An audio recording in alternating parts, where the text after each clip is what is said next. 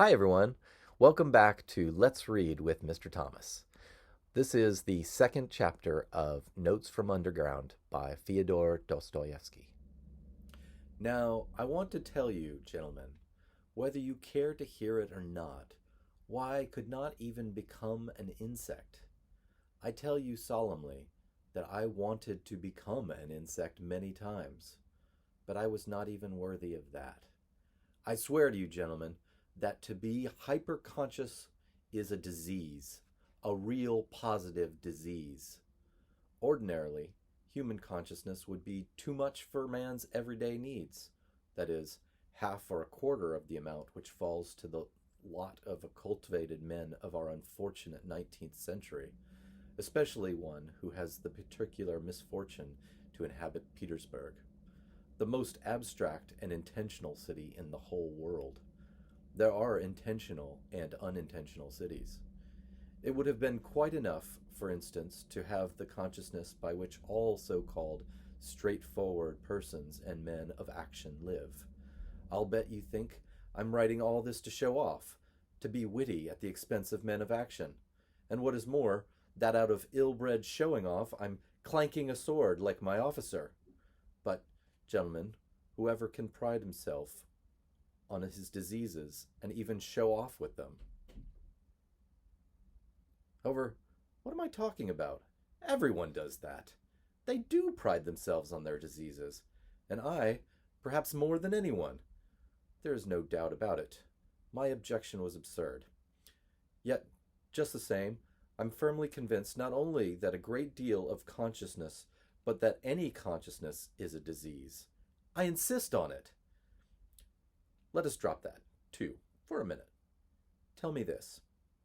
Why did it happen that at the very moment when I was most capable of recognizing every refinement of all the sublime and beautiful, as we used to say at our one time, I would, as though purposely, not only feel but do such hideous things, such that, well, in short, such as everyone probably does, but which, as though purposely, occurred to me at the very time when I was most conscious that they ought not to be done.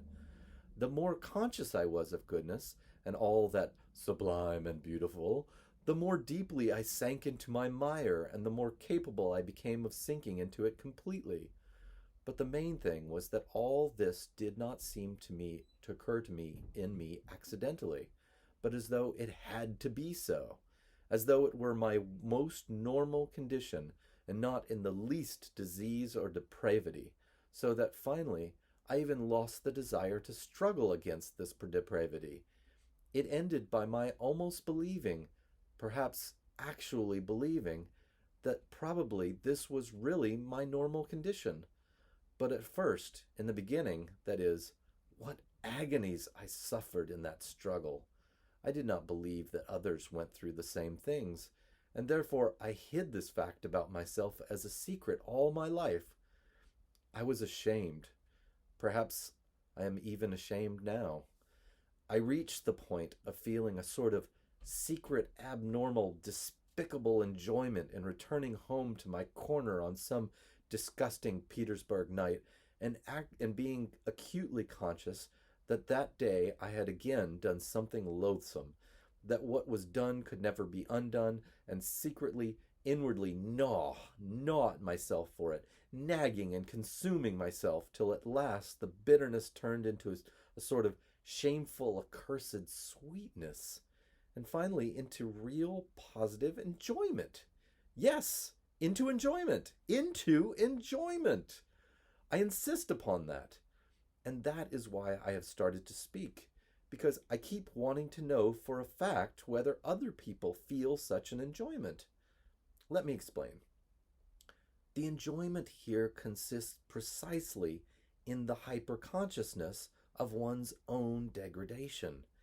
It was from feeling oneself that one had reached the last barrier, that it was nasty, but that it could not be otherwise, that you no longer had an escape, that you could never become a different person, that even if there remained enough time and faith for you to change into something else, you probably would not want to change.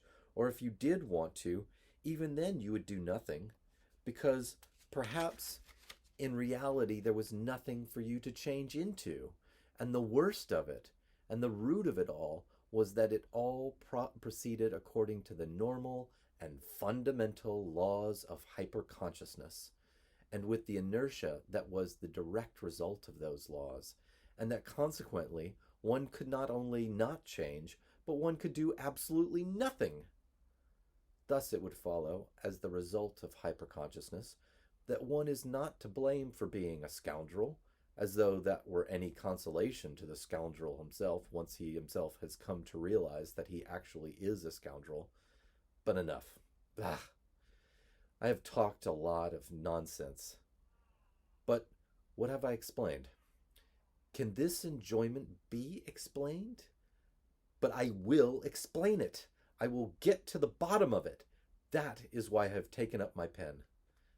To take an instance, I am terribly vain. I am as suspicious and touchy as a hunchback or a dwarf. But to tell the truth, there have been moments when if someone had happened to slap my face, I would perhaps have even been glad of it.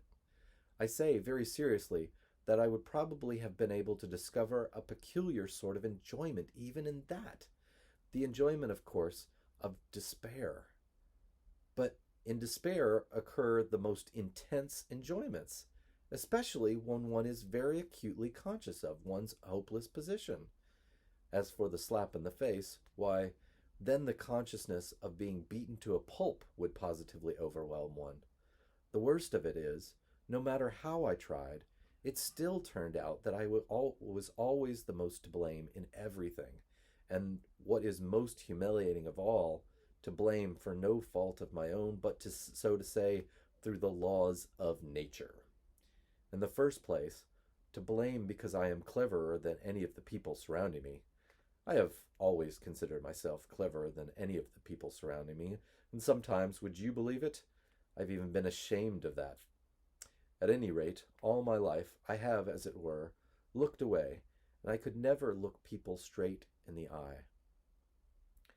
To blame, finally, because even if I were magnanimous, I would only have suffered more from the consciousness of all its uselessness. After all, I would probably never have been able to do anything with my magnanimity, neither to forgive, for my assailant may have slapped me because of the laws of nature, and one cannot forgive the laws of nature, nor to forget, for even if it were the laws of nature, it is insulting all the same. Finally, even if I had wanted to be anything but magnanimous, had desired on the contrary to revenge myself on the man who insulted me, I could not have revenged myself on anyone or anything, because I would certainly never have made up my mind to do anything, even if I had been able to. Why would I not have made up my mind? I want to say a few words about that in particular. Well, that was Chapter 2 of Notes from Underground. If you'd like to hear Chapter 3, click on the link for the next video. This was Let's Read with Mr. Thomas. And remember, be well, gentle readers.